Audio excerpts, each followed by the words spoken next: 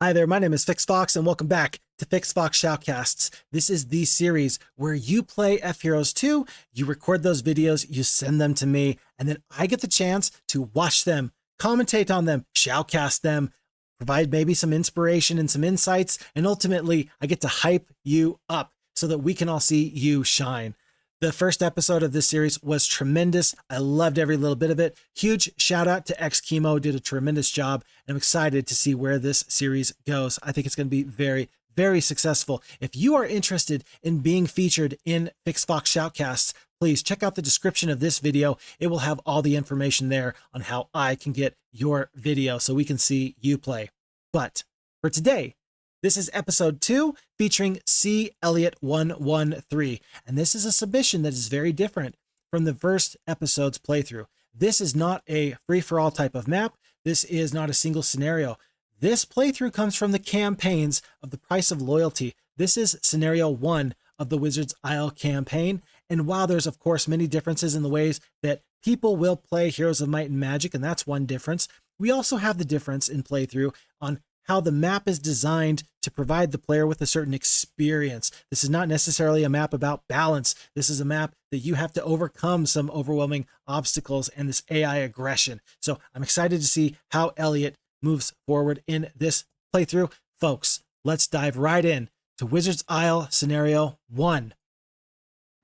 This is taking place right after the start of the intro there. And of course, we can see this is the Shrouded Isles. Your mission is to vanquish the warring mages in the magical Shrouded Isles. We have the choice between 2,000 gold, the power axe, and the stealth shield. And I don't actually know if Elliot is starting off on easy, normal, or hard difficulty.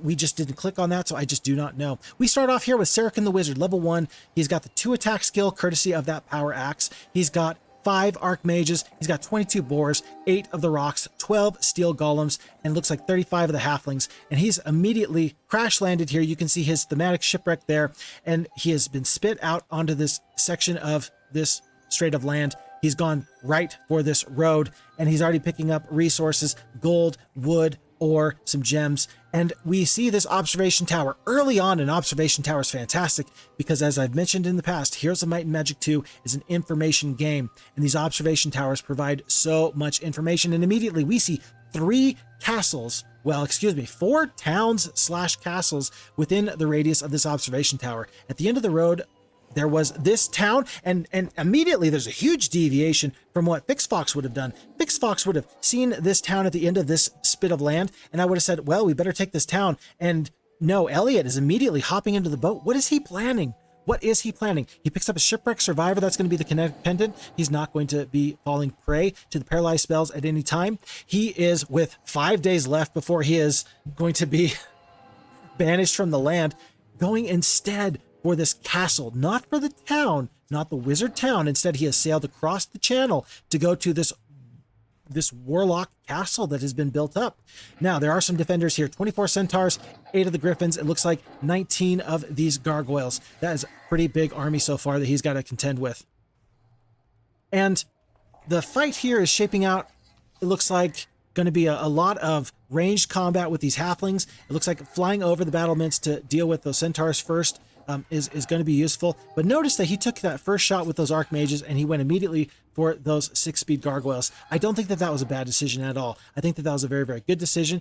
Now he's in a little bit of a pickle there. He stops with the halflings. I think that that's a wise decision. Of course, the griffins have unlimited retaliations. And so by just poking them with your little halfling daggers, you're going to unleash a whole wallop of damage from those griffins. I think that in the interest of conserving his troops, he made the good decision there to pull off from those griffins. Ultimately, it does not look like this is going to be much of a fight at all, and the losses are going to be fairly minimal. This is a strategy that I have not seen before. I know from my personal playthroughs that it may be more tempting to spend some time building up the town, the wizard town that you have there. Instead, he does not do that. He will take some losses again. 2 rocks is probably the most notable of all those losses, but the prize is a fully upgraded castle. I shouldn't say fully upgraded, of course. It looks like we have centaurs, gargoyles, a well, and he just purchased the statue there on his first day of owning his new abode.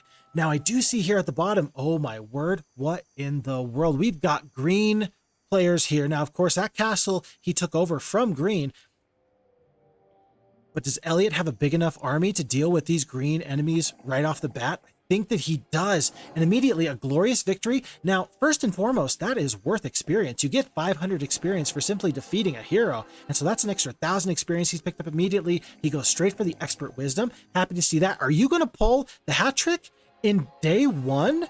Or in week one, you're going to get 2 Warlock castles? You vanquished the green player month 1, week 1, day 7. Are you kidding me? This is an excellent strategy in Heroes of Might and Magic 2. If you can prevent the enemy from accruing lots of troops, you're going to have an easier time in fighting them. And this is probably the very, very best thing that he could have done by making sure that he takes 2 castles instead of 1 town, by getting to these enemies before they have the chance to purchase any troops, really. He has just blown this map off of its hinges. I'm excited to see this play. A good rush never goes amiss. Now, we haven't really gotten the opportunity, or maybe we have, and I just haven't been able to really see into both of those castles. Both of these castles, it looks like, are pretty lowly upgraded. Again, we've talked centaurs, gargoyles, and now the nest here in the castle of... oh goodness, where are we at? This is Troy. So we are in the castle of Troy. And then the other castle that we have here is Basenji? Oh dear. But we're taking the more economic approach. Now that you've done that quick rush, you're able to then kind of build up your towns a little bit more conservatively, as it were. The Hut of the Magi, that rickety hut that he has entered, has produced 2 very meaningful adventure map locations. The first being that there is some enemies in a desert to the north of his castles, kind of in that more 1 o'clock position from his lower right castle, from the castle in the southeast, and then also a dragon city in the upper northwest. So it's going to be potentially a very good opportunity to pick up dragons. You've already got the 2 warlock castles. You might as well consider heading in that direction, and yet that looks to be a very, very long boat ride. We have seen already some enemies in the water for, it looks to be red and yellow, and whether or not they are going to potentially land and threaten our hero here is unknown to me. He's picking up a maze here on month 1, week 2, day 5. Pretty good so far. Of course, the maze is one of the best troop generating dwellings in the entire game. Something about Minotaur Kings as a 4th level creature just screams to me excitement because they do such a good job. Now, with the swamp, he could purchase the swamp here. He's probably waiting right now just so he can get Sarakin the Wizard into that Mage Guild so he can set off an adventure. The big thing I'm seeing here is how slow he is going to be in that terrain. The swamp penalty is massive. It might be a nice idea to get a Barbarian or maybe just luck into a little bit of pathfinding, but of course that is sometimes very difficult to do. Traveling by road between castles to castles is probably going to be the very best thing, although if you can get all of your sawmills, if you can get that artifact there guarded by the rogues taken care of, you're going to be just fine. And oh my word, right on cue. Pathfinding out of the Witch's Hut, even basic pathfinding, is going to go a long, long way for you. I'm not quite sure as far as what the resources are looking like at this moment. I know that we have about 10 sulfur here, and that's going to, again, be enough for 1 swamp, but there's still very, very much to do here. Charity the Necromancer has popped out of that lith that was connected to your southeastern castle, and she looks to have a little bit of an army, and immediately we see that Elliot is preparing his defenses. He's going to make sure that the Necromancers do not threaten his town whatsoever. He's got plenty of resources. He should be able to make sure that there's no major problems as they are streaming out of that castle. But where are they going? What are they going to do? This is one of those times where you hope that they don't view too much of your area. Of course, in the original Heroes of Might and Magic 2 game, the AI was very omniscient. It would go wherever it wanted to. It could see anything at any given moment, and therefore it would avoid you at your strongest, and it would attack you where you were at your weakest. The AI now, scouting has a much bigger priority, and it means a lot more. We're going to take a quick pause here. Oh, just a little too fast for me. I got busy talking. We're going to pause right here for just 1 second and take a quick look here at this Thieves Guild. So things to mention here. We are, of course, playing as the blue player. We have already vanquished 1 enemy. That was the green Warlocks, and we have taken their castles. With Sarakin the Wizard, he's going to have his 3 attack, 2 defense. And how does that compare to the enemies? It looks like red has a pretty tough hero. I am not very happy to see Kalindra there. she is looking like she's fairly tough, not necessarily in the attack and the defense, but 5 power. It looks like she could potentially unload a wallop on you, especially seeing Charity though. Charity is the big initial focus now. She's got the 2 attack, the 5 defense, 6 power, and 4 knowledge. That is massive information, and that might determine whether or not Sarakin is going to engage in combat with Charity or not. Not too worried about orange at this time. It looks like those are the sorceresses that are kind of in the very center of the map. And then that purple wizard, I'm not sure if we've seen purple anywhere on the map just yet, but he looks to be fairly tough as well. Again, Charity is probably the biggest thing to consider here at this time. Otherwise, the other things that we see here, number of heroes, yep, looking at the yellow heroes. Yellow is got the most heroes out on the map. They are pressing their advantage. Charity is not stopped at all by those Hydras. She does not care. Pack of Liches, she's got some nomads, some mutant zombies. I'm wondering, are we waiting for 1 additional week's worth of growth? I think that that might be the ticket there. Very interested to see that we decided not to pick up the swamp on day 7. Sometimes that could be an opportunity where you're able to get some additional troops, even if they're just going to be troops that guard your castles and you're not going to take the 2-speed Hydras on the road. It's a required building to get your green tower. And so that could be something that you could consider. Very interesting. I'm a little bit, we're doing 2 things at once there. On the one hand, we are pressing forward into this fight against Charity. We've opted to fight Charity, not with wizarding troops, but with our warlock troops, which is probably the best decision at this point. That's probably the most troops you have. You've got more warlock troops than your wizard troops. And you've decided not to bring your Arc Magi or any of those other wizarding troops, potentially for the morale or the lack thereof. But while we are attacking, we were also building up the left turret there in the main castle. So doing a little bit of defense and a little bit of offense. We're looking at our spells. We are hovering over the griffins with that haste.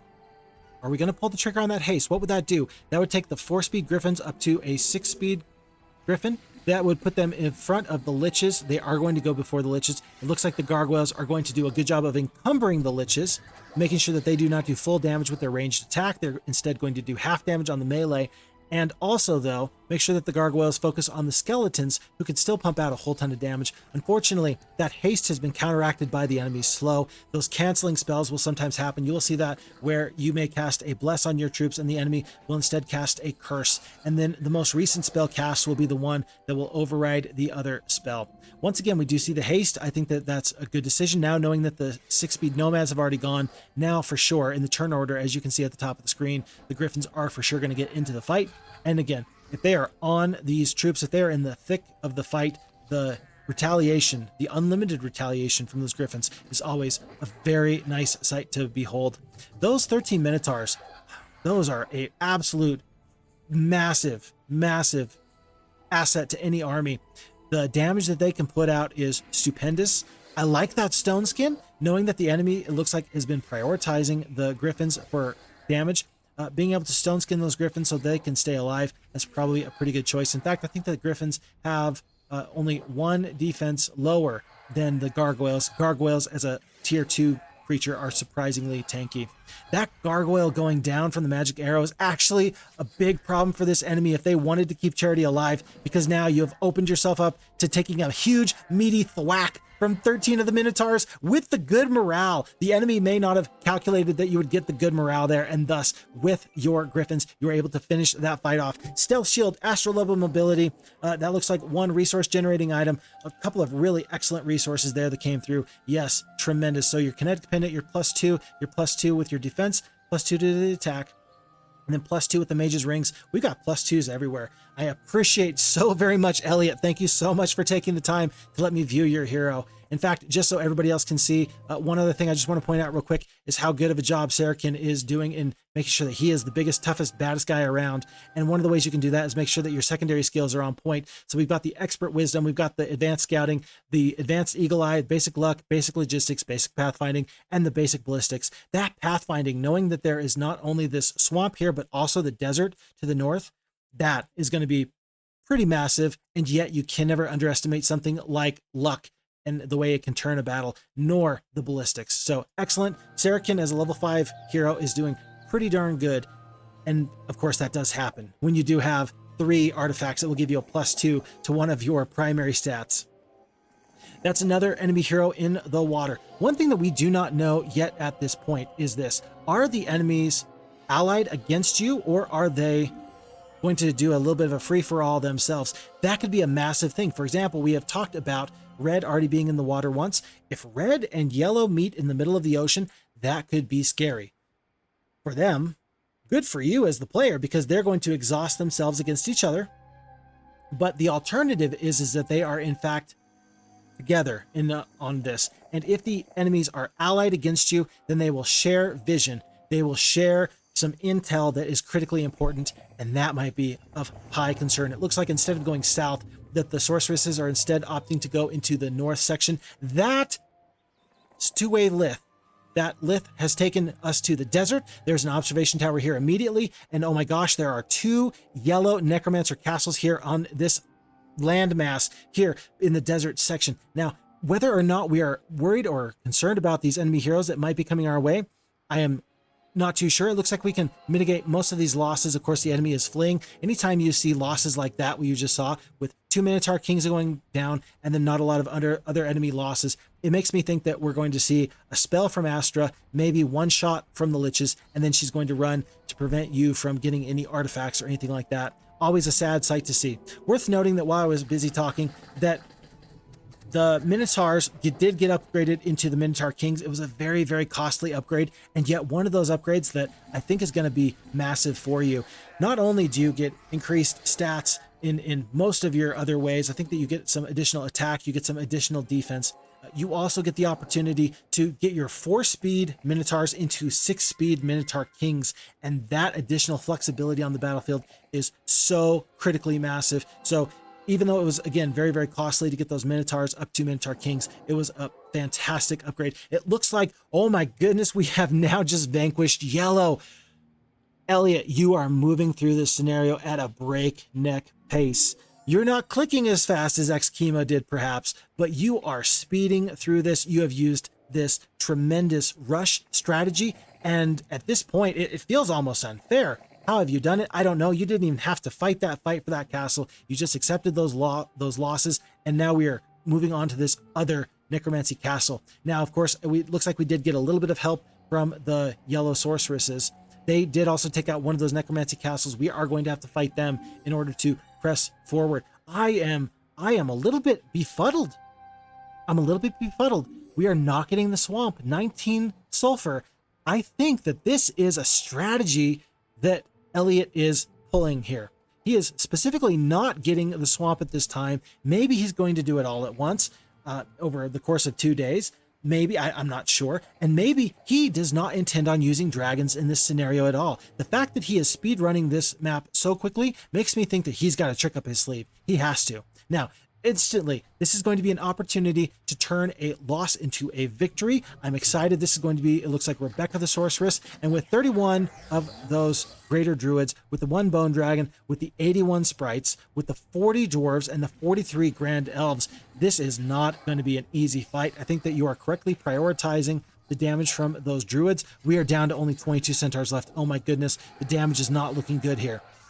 The 14 Minotaur Kings are a tremendous unit. They are not that good. And of course, now we have also eaten a blind. Those griffins are going to have to wait until you can do something with them. I don't know. I haven't checked the spells. Do we have a dispel? Do we have a cure? What do we have at our disposal? Looks like Sarakin the wizard is now taking a look here. Cure. Cure is going to be his option. He is opting to cure the griffins because they have not yet gone this round of combat. Of course, in the event that the enemy does not attack the Minotaur Kings at the beginning of next turn's round of combat, then he can cure them as well, and they will still get their turn. If you dispel, not necessarily the case, but a cure is always going to make sure that you get that turn back, even though you were blinded. I think that this loss was mostly because the AI did not calculate or could not calculate the use of spells, and if the enemy is going to simply put you into something of a blind lock, somewhere where only one of your troops is going to move at any given time, then you don't really have an option to overcome them. It's going to be very difficult to defeat them.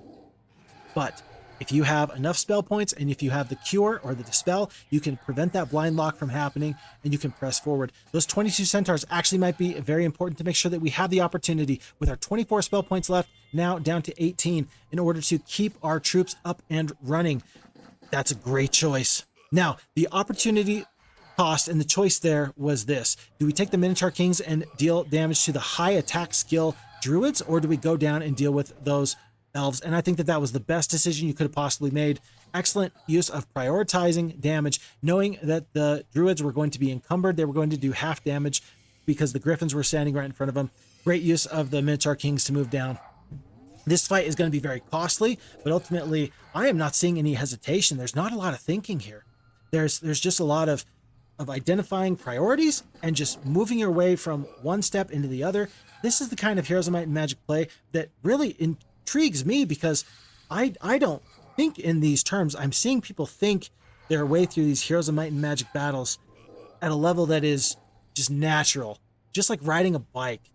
And right now, I think that we're looking to see what our spell damage can do and whether or not we can kill these druids in one go before they get the opportunity to run. They do not take the opportunity to run when they had it, and I do not think that they are going to get that opportunity back. Oh no, the enemy has fled at the very end.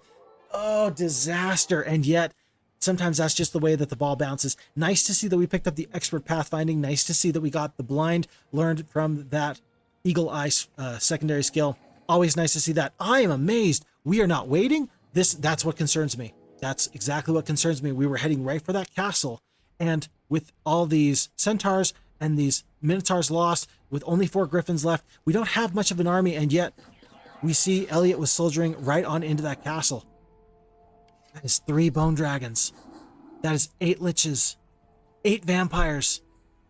There's a lot of health to chew through. There's at least 450 hit points worth of bone dragons, and that seems like so much. Unfortunately, knowing that we don't have a lot of spell points, I don't think that this is something that we can overcome. There goes the griffins. The griffins have gone down with only 5 centaurs riding at your back. These 13 Minotaur Kings, what can they do? What can they do? They have to bust through at least 5 vampires just to get into the liches. Can you kill all the vampires in one go? You could. A little bit unlucky there. We'll call it unlucky. It was a good calculation, and it was a risk that didn't pan out. Unfortunately, Gem the Sorceress looks like she's going to be just a little bit too tough. Disrupting Ray, ouch, Disrupting Ray onto the Minotaur Kings, but those power liches are blasting their own troops to smithereens. The AI does not do a good job of preventing its own losses. Are we going to lose Sarakin here? Are we just going to lose Sarakin the Wizard? No, now you've got to run 250 gold. Timed absolutely perfectly. There is no such thing as a bad loss in Heroes of Might and Magic 2.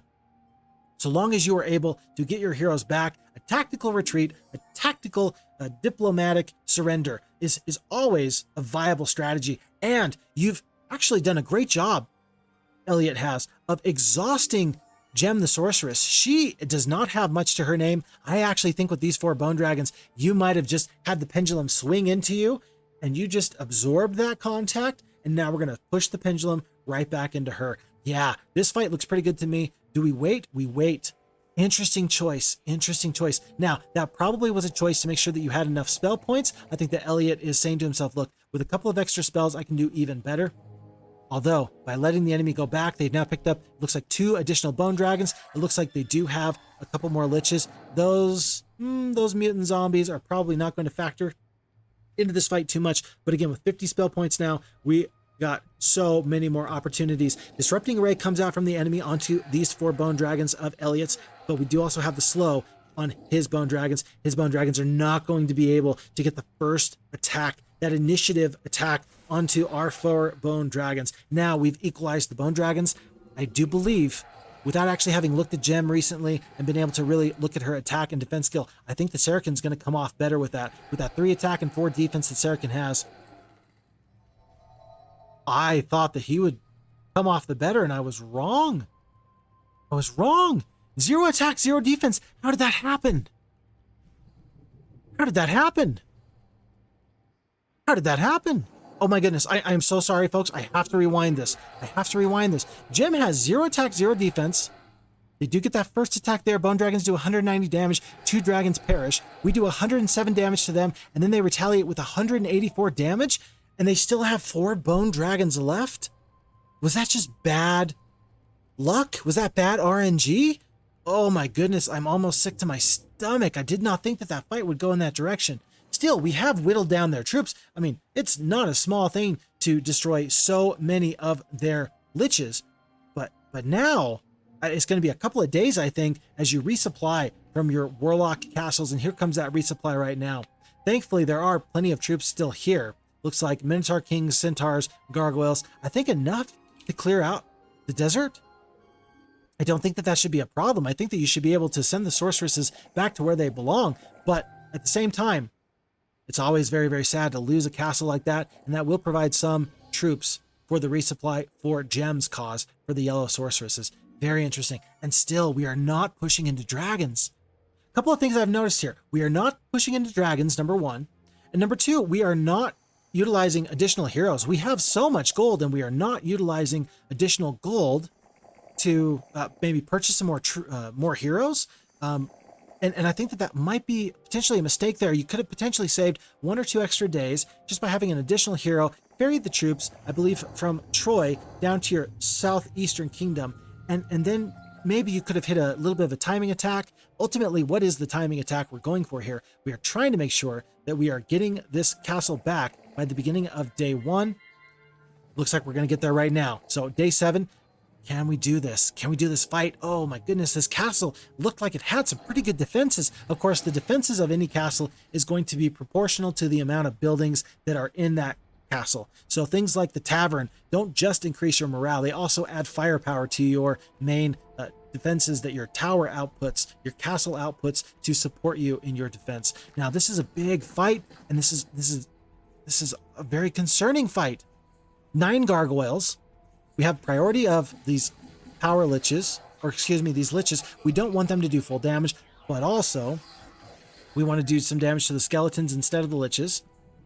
Bone dragons are slowed. There's 4 of those, but let's not bury the lead here. We have to go through these towers. We have to go through these walls, and the Minotaur Kings are currently blinded while the rest of our troops get whittled down. Sometimes we talk about fights and we talk about isolating fights, and it looks like one single blind has now isolated the power stack that Sarakin the Wizard has, and that's going to make that very difficult. So they're isolated because they cannot keep up with the flyers. The Minotaur Kings cannot keep up with the gargoyles and the griffins because gargoyles and griffins are fast, they fly over the wall, and that provides some separation.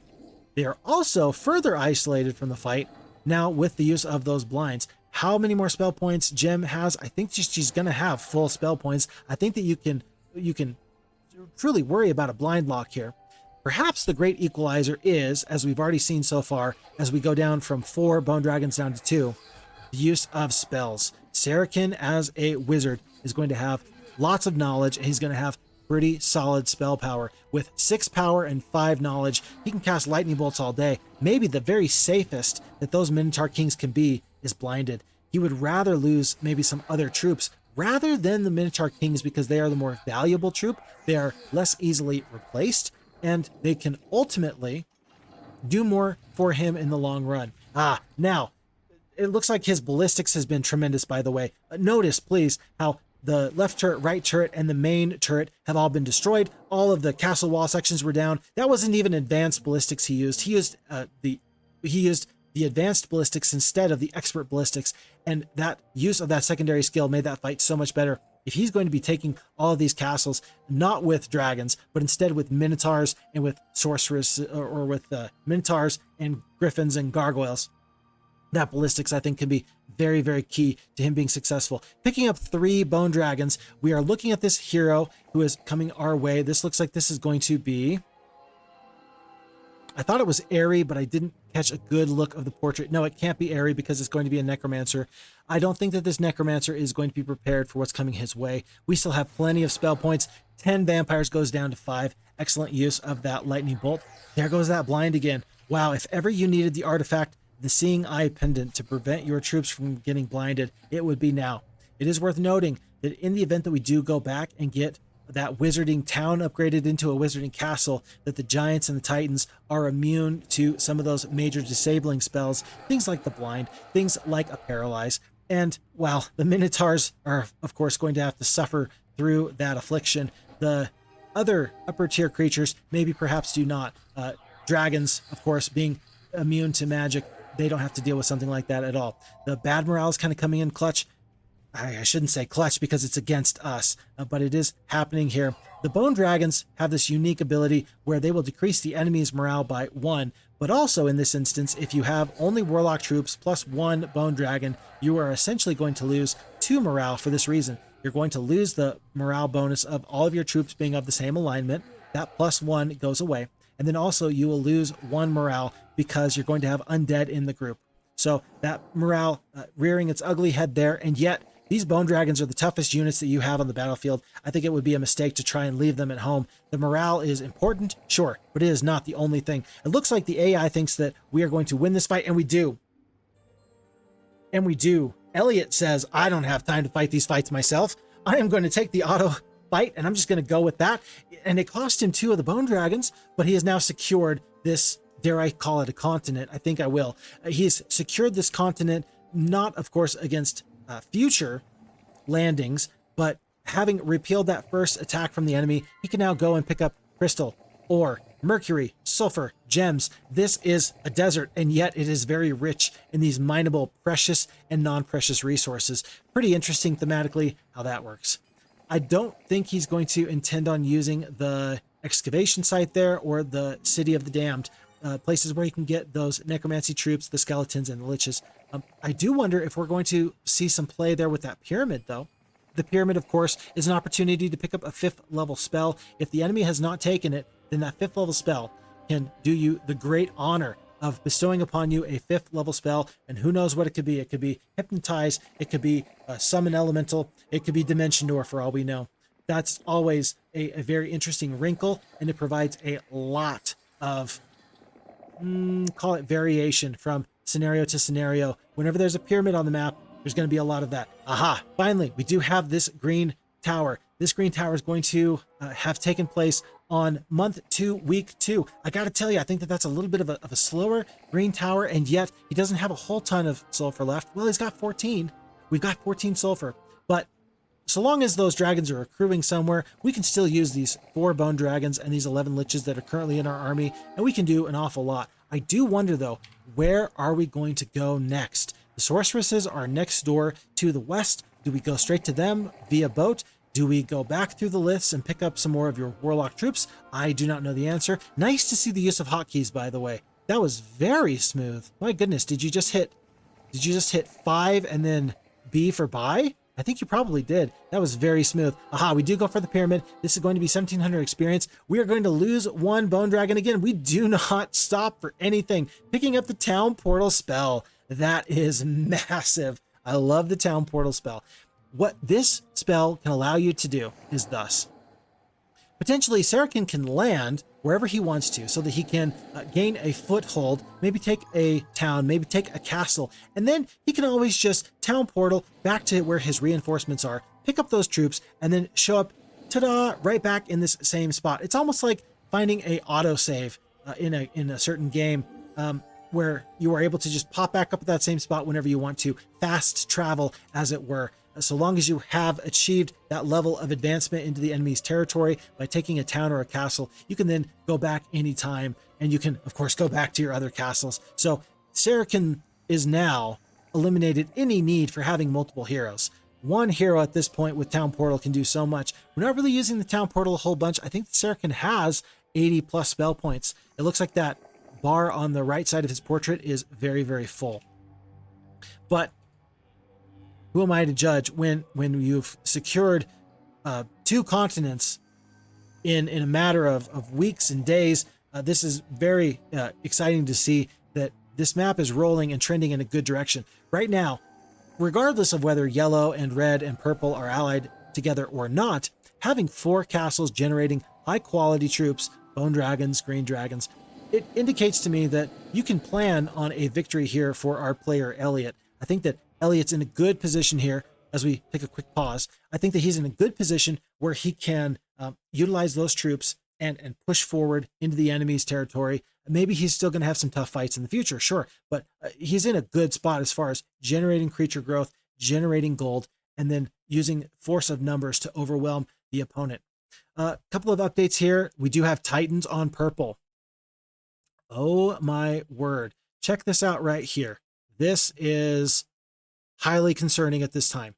That is not the thing that we like to see here. Something about seeing Titans just makes me a little bit sad. Regardless of whether we have our red dragons or not, regardless of what we have, that's just not something that I am interested in fighting if I can possibly help it. Otherwise, total army strength. That's probably the next thing that we really want to focus on here.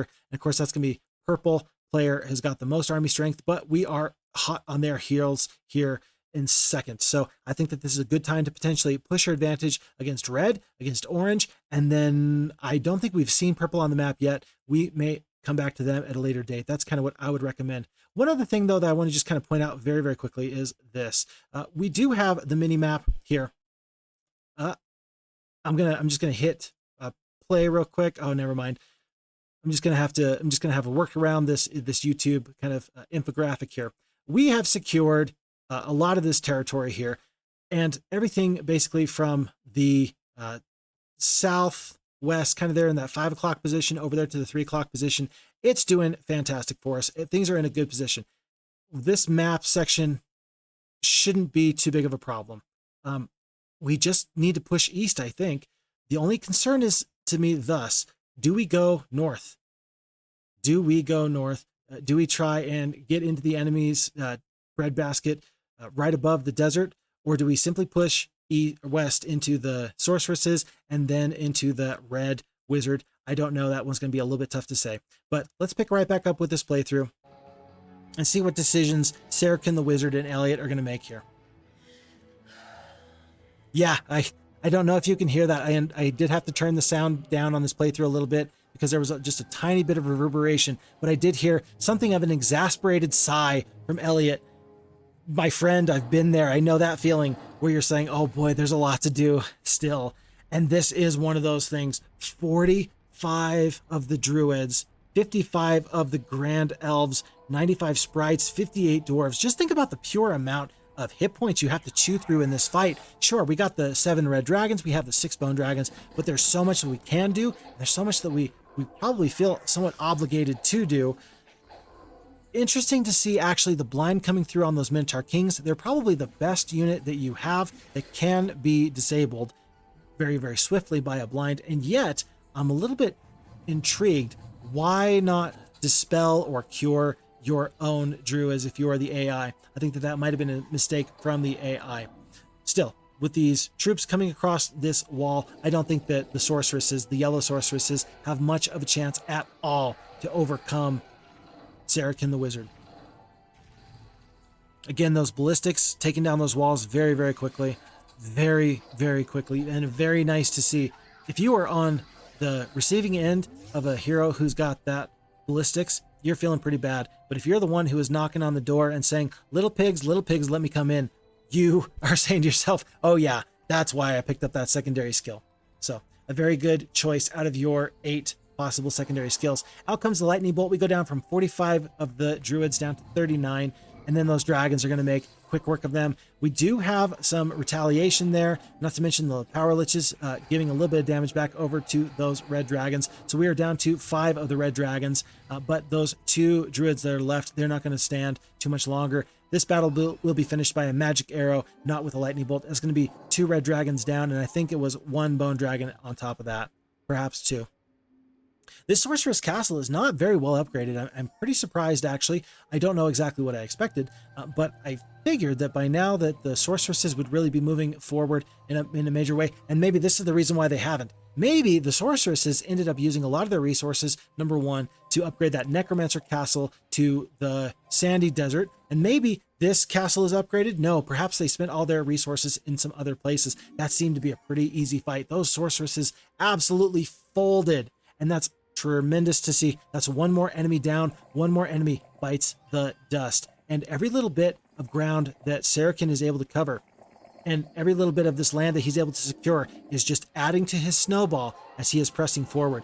This map, I'm very impressed. I don't think that I could or would have done this map as quickly as we are seeing Elliot do this map. There's something about his strategy. Please take no offense, Elliot, when you hear this. This feels like the martial arts style of Drunken Master. There's something about your movements that to me seems so foreign and so strange, and yet your methods are very effective. And I really enjoy seeing this. I mean, for example, I would have at least had one or two other heroes. That's one major difference. And yet Sarakin is doing a tremendous job, and he's never really needed another hero to really help him out. The enemy, it seems, is being completely and utterly overwhelmed. You're not necessarily fighting every single fight, and you're taking some losses here that you're not even going to try to mitigate them. You're just looking at this and saying, yeah, 2 bone dragons, that seems about right. I would have at least looked, but I don't know if that's you making a calculation and saying, yep, that's about what I expected, and I don't think I can do better, or if you're saying, you know what, I don't need to fight this fight because I've got such a good handle on this game that I just know what my limits are and what the AI's limits are. I don't need to actually fight this fight. 1 or 2 bone dragons isn't going to matter. For us mere mortals, 2 bone dragons might matter. Perhaps for Elliot, that's not the case. So, picking up the rest of these troops, and as we can see here, we're having to trade for sulfur, we're having to trade for some of those resources. And that really kind of in retrospect makes that decision to not get the green tower earlier. It makes that decision look a lot better because, hey, really, the margins were going to be so very, very small anyway. We do have lots of resources that we could trade, and yet this army is rapidly getting to be fairly massive with 8 black dragons and 5 bone dragons. Add to the 5 bone dragons an additional 9. That's going to be 14 bone dragons, not to mention 27 power liches now. Yeah, this force is growing. 48 of the Minotaur Kings. My goodness, this map is speeding right along. We're not seeing a lot of pause on this map, in part because there's no enemies that we are having to view their turns. And so already, month 3, week 2, day 4, this is a very quick playthrough. This feels like just in real time. This is a quick playthrough. I think that this map was clocked somewhere in the 54-minute range. And with good reason. What are you doing, Vesper? You stay away from my boat. I'm going to say it for Elliot. He doesn't have to say it. I'll say it for him. Vesper, get away from my boat. Nice to see that he is fighting this fight. Yeah, that 1 black dragon, I think that we can all agree is probably a little bit of too much of a loss. We don't really need to take that loss. Why should we? 27 of those fire elementals. Fire elementals are, as far as elementals go, probably the most high damaging elemental that there is. The air elementals may do between 2 to 8 damage each unit. The fire elementals have a much better range as far as what their low end and high end of damage is, but they do have the most attack skill. They don't get the opportunity to show that attack skill off at all whatsoever, and that works just fine for myself, and I'm sure for Elliot as well. The AI said that we were going to lose 3 of those 29 bone dragons here in this fight. I think that we can do just a little bit better. 38 of the Magi at the very top of the screen, that is something to deal with. And the way that it looks like we're going to opt to fight them is to blind them, just eliminate them from the equation entirely. 58 of those iron golems, not to mention, looks like 43 rocks, 27 of the fire elementals, and then, yes, those Magi, as we have already discussed. 72 boars as well. 66 damage. Amazing how all those boars, 72 boars, only did 66 damage to some black dragons. That is, of course, the power of high attack and high defense. And I do think that we've gotten some excellent artifacts that have really helped wizards who don't usually spec into attack and don't usually spec into defense. It's really helped them to push forward and be a might-based hero as well. If you can get a good hybrid, you're going to do pretty well. 36 of the iron golems go down. Oh my word. If I'm the enemy, I would probably surrender at this time. The fact that the enemy wizard did not dispel or cure their Magi is so disheartening. A haste? Yeah, sure, great, good, glad, I'm fine. How did Elliot know that the blind wouldn't be immediately canceled? I'm the type of player that I would look at this and say, oh, I shouldn't use the blind because it's immediately going to be countered.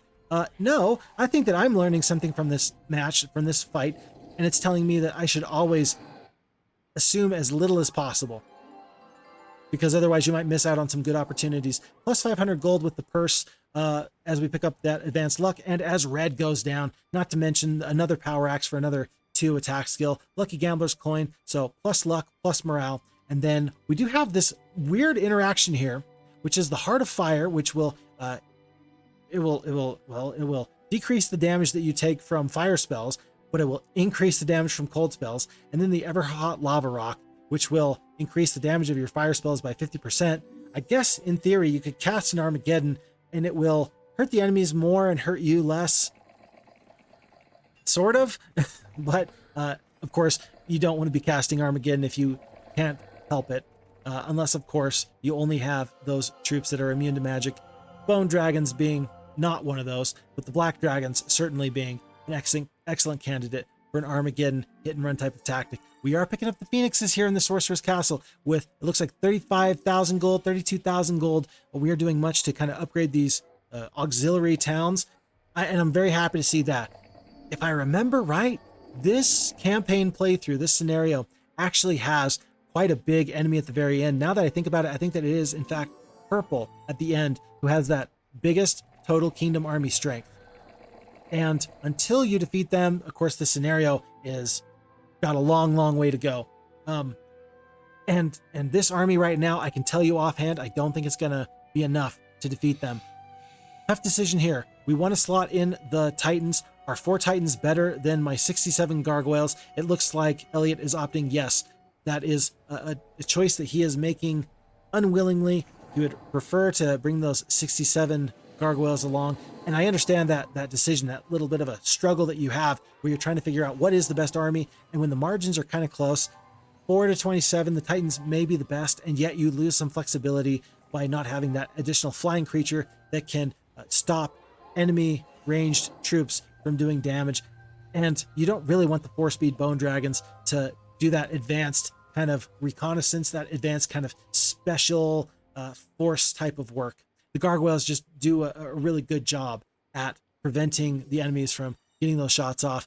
And because the Bone Dragons do not, you do trade something. Even though the Titans are the better unit, you do lose something when you get rid of the Gargoyles. Another Phoenix Tower, tremendous. And I like that we are spending the time to go back to this original starting area. I think that was really the biggest and best thing I've seen in this playthrough. And this is going to, for better or for worse, change the way that I play this scenario forever. I'm glad that I got my most recent playthrough on this scenario on camera, because I don't think that any playthrough I do on this is going to look similar from here on out. I think that probably the best strategy is exactly the one that we have seen, and that is hop in the boat, do not pick up this wizard town that we just grabbed here. Instead, go and defeat your warlock enemies to the east. So I'm learning new things all the time, and that is why Phixfox Shoutcast is actually really fun for me too, because I am always learning, I am always growing, and it's so nice to see other people's takes and interpretations on these playthroughs. Yep, that Shipwreck Survivor, I am sure, is going to be grateful that you picked him up. That Holy Pendant being immune to those curse spells is pretty good. And I agree with that decision to leave the Flotsam and leave the chests, and instead just pick up that one Shipwreck Survivor. It could be the world's best artifact. You never know until you actually pick up that Survivor. So the chest, the Flotsam, not so much of a deal. Not too big of a concern. This is the tactical area that we had talked about here now, where you could potentially go to the north instead of going to the east and defeating those the red and the yellow players, the red warlocks and the yellow sorceresses. This, it looks like, though, is not areas of the map that have been conquered by anyone. It looks like this is the first time that a conquering hero is really setting foot on this island, as evidenced by that knight town that has not yet been taken. Amazing that we're going to potentially lose 2 Bone Dragons here. What? I think that the slow is a great decision there, just to make sure that there's no problems. And then depending on the way that we prioritize the damage, that might be the very end of it. Perhaps the AI is doing a very poor job with your liches. That is something I never considered before. I'll bet you that's what's been happening. I'll bet that a lot of the losses that have been taken from the quick combat have been because the liches have been fighting the enemy, and unfortunately you've been blasting yourself to bits. I think that Elliot probably knows that, and so he's taken the time to fight some fights he otherwise might not be willing to. But it seems that it's the best choice and the best thing he can do at the moment. Okay. And otherwise, this looks like an opportunity to pick up a whole ton of goodies. That +1 defense at the fort, maybe this 3rd level spell shrine. Not to mention there is this aqua tent here. Those aqua tents, I'm sure that those are going to be useful at some point. Rarely do you have any kind of wasted movement there. Those map designers rarely just decided to put a tent there with a barrier that you could walk right by. Ooh, this extra 1,000 gold is going to be pretty fantastic. By my count, we have 3, 4, 5, 6, 7, 8 castles, all generating 1,000 gold per day, plus this one gold mine. That's at least 9,000 gold per day. Not to mention, I'm not sure if there's any estates on Sarakin or not, but I believe that this is the only gold mine at this time. So let's just take one quick pause here, and let me just pull up this screen one more time here for the mini map. So as far as our strategy goes, we've now secured the desert area here in the east, right over here. We've also secured the Warlock starting area. We've secured the sorceresses here, and we secured this bit of land, not to mention the wizarding section right over here. And now there's still this area that was made plain to us. I'm going to get a different color on this. There was this area that was made plain to us here by the rickety hut, by the magician's hut.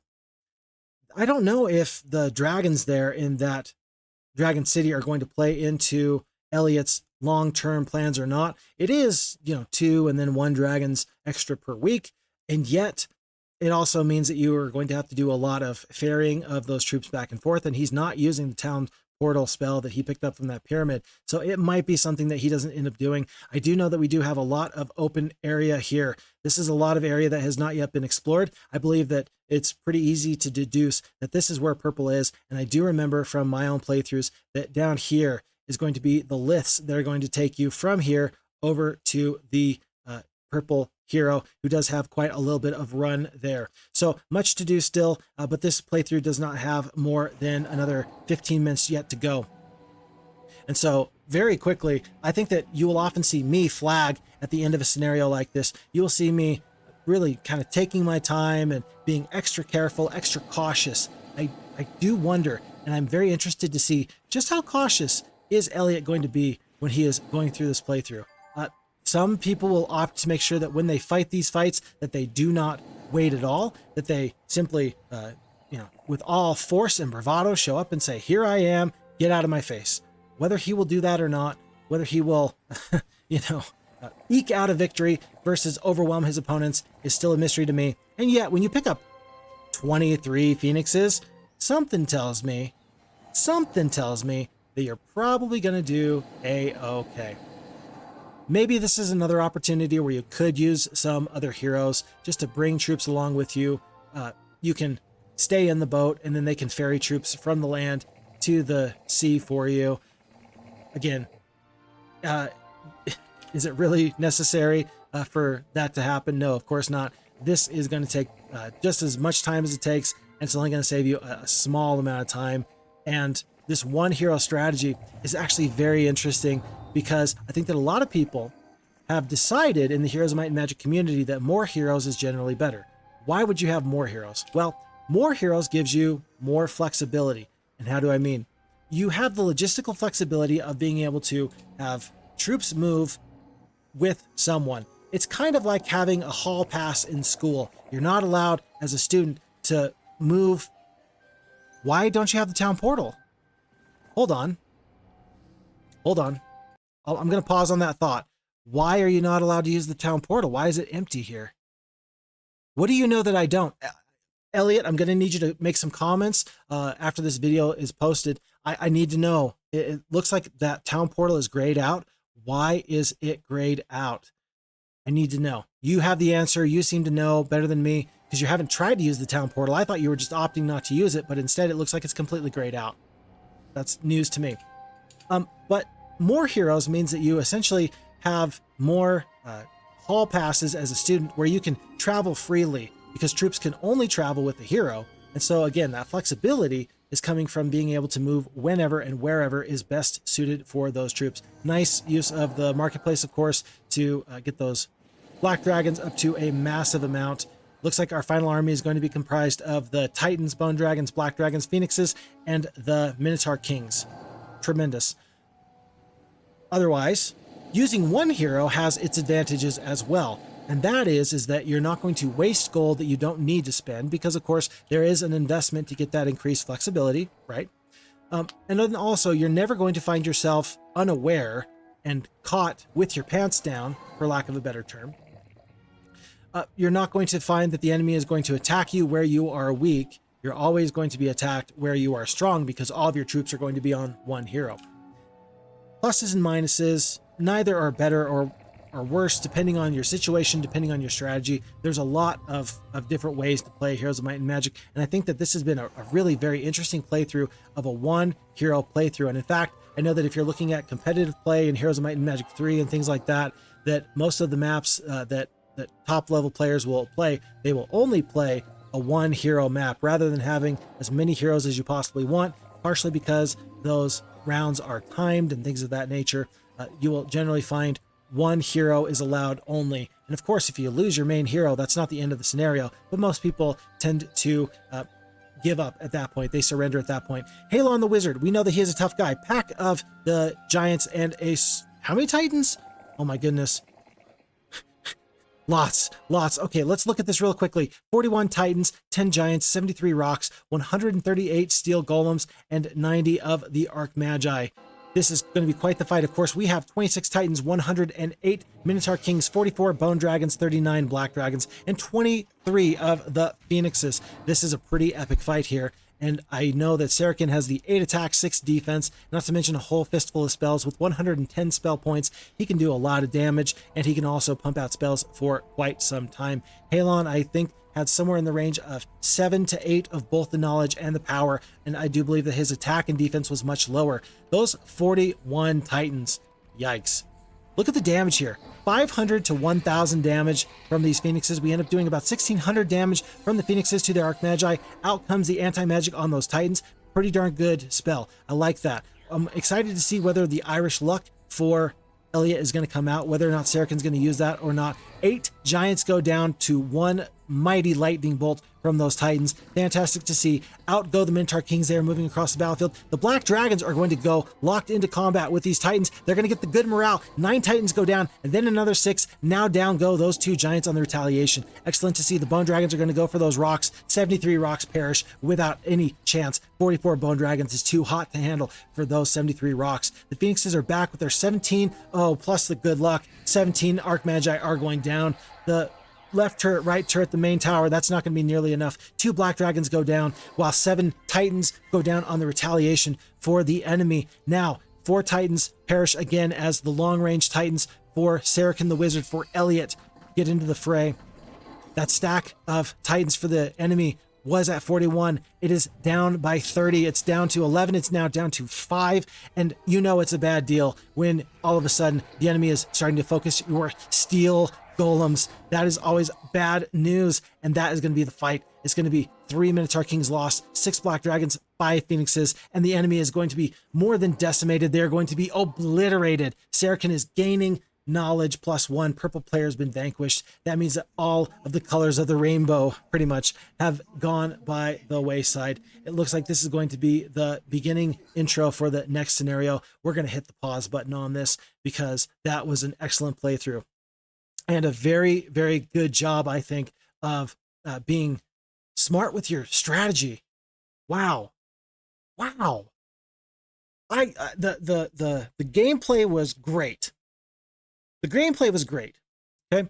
Some people might nitpick and again say, "Oh, you should have had more heroes." Not needed. Okay. As soon as we were fighting fights that ended up having the auto combat lose a couple of Bone Dragons, and you didn't take the time to fight those fights, I think that we all knew that Elliot knows Heroes of Might and Magic very, very well and can take a look at that and say, yeah, I know what my limits are. I know about what I should expect. And more importantly, perhaps, I know when to fight tooth and nail for my advantages, and I know when to just let it go because it doesn't quite matter. It's like the very, very rich guy who gets a speeding ticket and says, "Officer, you caught me. Here, I will pay my speeding ticket, no problem. It's just not worth fighting every single time." So strategy was the quick rush into the Warlock area over to the east. I thought that was fantastic. And then a good job of handling Charity. Charity might have been a major hurdle, but ultimately that fight with Charity went very, very well. I think that while very costly, taking the time to upgrade those Minotaurs into Minotaur Kings was a huge tactical point of emphasis that helped win a lot of those future fights. And then a great job of utilizing the mitigation of the blind lock. That could have spelled the doom there, of course. There was some times in the scenario where things were looking a little bit rough. For example, there was 2 times that Sarakin did have to either run away or surrender. And I think that both times it was a surrender with 1 or 2 Minotaur Kings left. And really what that just tells me is that those were some pretty good margins of victory, had a good handle on when was the right time to run, when was the right time to stay. And again, like we talked about, the pendulum may swing this way and it might swing into you, but it's very nice to know that, hey, buddy, that was your best shot, my turn. And then the pendulum swings right back into the face of, in that case, the yellow sorceress, Gem. Yeah, so she may have gotten the first blood in that instance, but the war was surely overwhelming. So nice to see that as well. Yeah, I like that playthrough for a lot of different reasons. And I think that, again, we can talk about how there's a lot of differences between the play of Ex Chemo in episode 1 and of Elliot here in episode 2. And there's valid points of things that they've done well and places where they differed. And yet I think that both are excellent Heroes of Might and Magic players.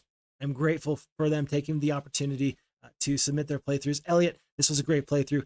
Thank you for taking the time. Elliot has indicated that he is perfectly fine with people giving their feedback of his play. He says he's made of stone and you're not going to shake him.